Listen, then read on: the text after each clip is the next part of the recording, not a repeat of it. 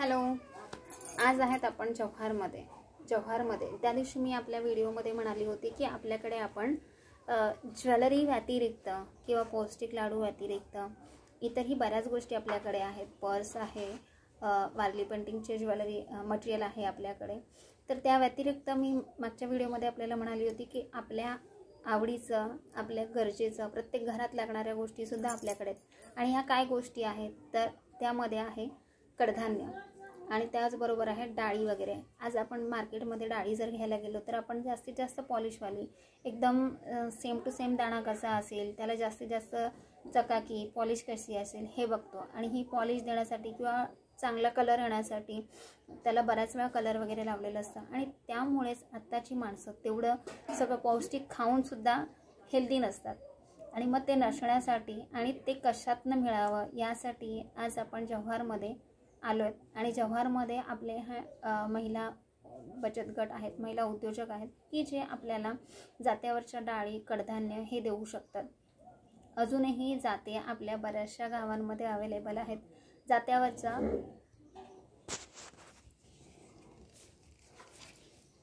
Line टाकू.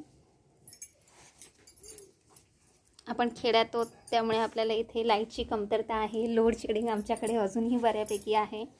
हे आपला गावाकडची मिल आहे ज्यामध्ये आपण जात्यावरच्या डाळी म्हणजे आपल्याला मुगाची डाळ, मूग नाही उडीद डाळ, तूर डाळ, नाचणीचं सत्व, कुळदाचं पीठ वगैरे जे पण आपल्याला हवं असेल ते आपल्याला आपल्या महिला बचत गटांकडून. बघा, आपण जेव्हा गिरणीमधल्या डाळी घेतो, गिरणीमधल्या डाळी कडधान्य घेण्याच्या टायमिंगला आपल्याला काय त्याचं नुकसान होतं की जे त्यामध्ये जीवनसत्व असतात, एक हीट वाढते आणि त्या हीटमध्ये आपल्याला जे आवश्यक घटक असतात ते त्यामध्ये डेड होतात आणि आपल्याला पाहिजे तेवढं पौष्टिकपणा त्यामध्ये मिळत नाही. किंवा बऱ्याच वेळा डिझेलच्या वगैरे ज्या चक्की असतात त्याच्यामुळे काय होतं, त्या डाळीमध्ये कुठेतरी डिझेलचं थोडंसं प्रमाण येतं आणि त्यामुळे आपल्याला जे पौष्टिकपणा हवा असतो तो पौष्टिकपणा आपल्या या प्रोडक्टमधनं मिळतं. म्हणजे भरपूर पैसा आपण खर्च करतो पण आपल्याला ह्या सगळ्या गोष्टी, आवश्यक गोष्टी आहेत त्या आपल्याला इथे जेवणातनं मिळत नाही. मग त्याच्यासाठी आपल्याला घरगुती जात्यावरच्या डाळीसुद्धा आमच्याकडे मिळू शकतात. हा स्पेशल व्हिडिओ आपल्याला या सगळ्या गोष्टींची माहिती मिळावी यासाठी आहे. या व्यतिरिक्तही बरेच प्रोडक्ट आपल्याकडे तयार होतात. जसं नाचणीपासून आपण नाचणीचे पापड बनवू शकतो, खारवडी कुरडई जे आहेत ते सुद्धा आपल्याला मिळू शकतं.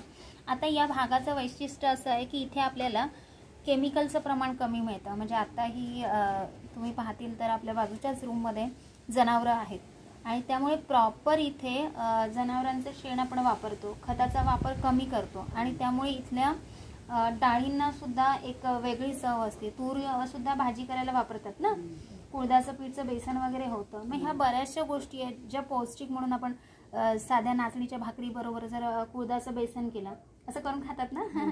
आणि अजून कसलं बेसन करतात आपल्याकडे? उडदाचं पण बेसन करतात आहे ना. कसं करतात? भुजिया बनवत भाजून घेतात आणि चटणी, मिरची भाजून आणि मिरची करून खातात. तुम्हाला जर हवं असलं तर मावशींना विचारून मी तुम्हाला रेसिपी पण टाकून देईल त्यामध्ये.